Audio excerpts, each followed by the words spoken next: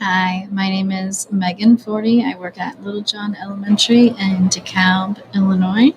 I am a third grade bilingual teacher, and this is my third year.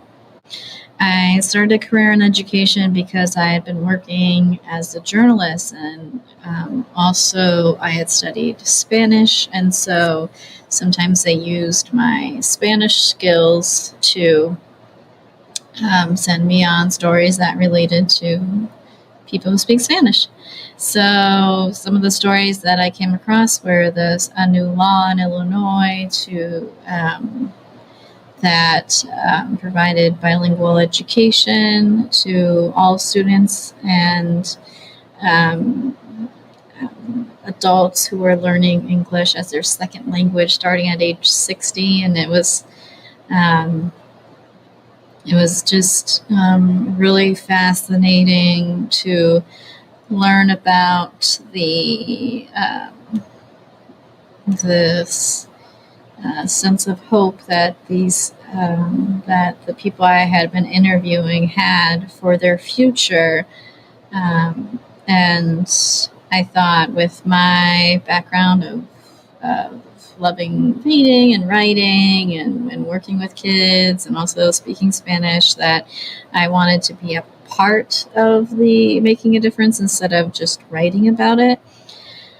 If I were to have any other job, it would probably be related to what my first career was in journalism, and but also using what I do now, so like journalism and education, writing for a journal that for higher education, something like that.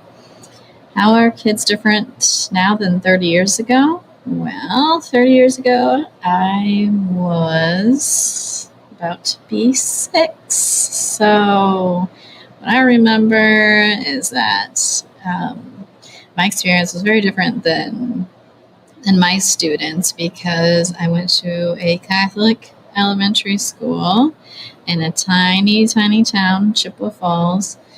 There was not a lot of diversity there.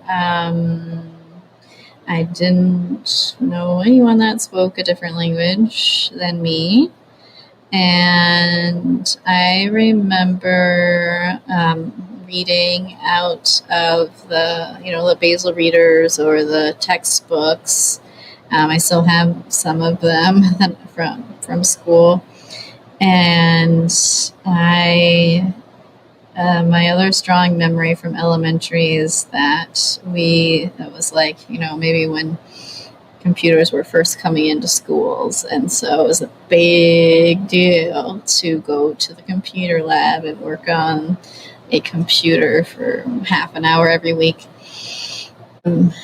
So at our school, we have a lot of student teachers. And so I think that they see the reality of what teaching is, that it is hard. It takes up your whole life. You have to be on top of things and really good at planning. And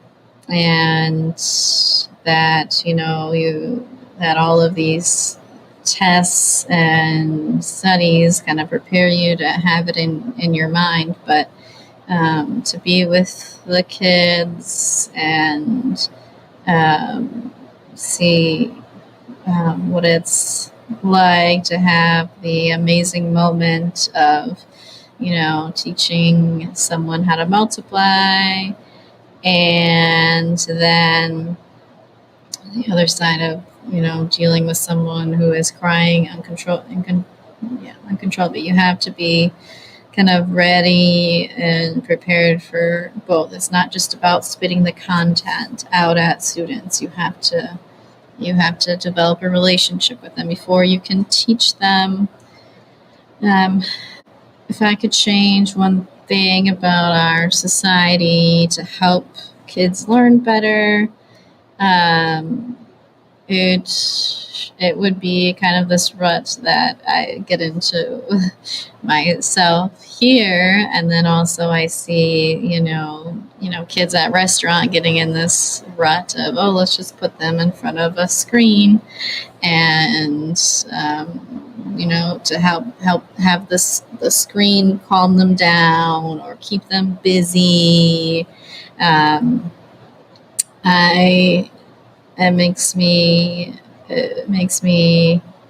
kind of jealous that I didn't have all of this growing up, but at the same time, I don't think we understand fully some of the detriments that are happening either. And so we just need to use technology in our devices responsibly.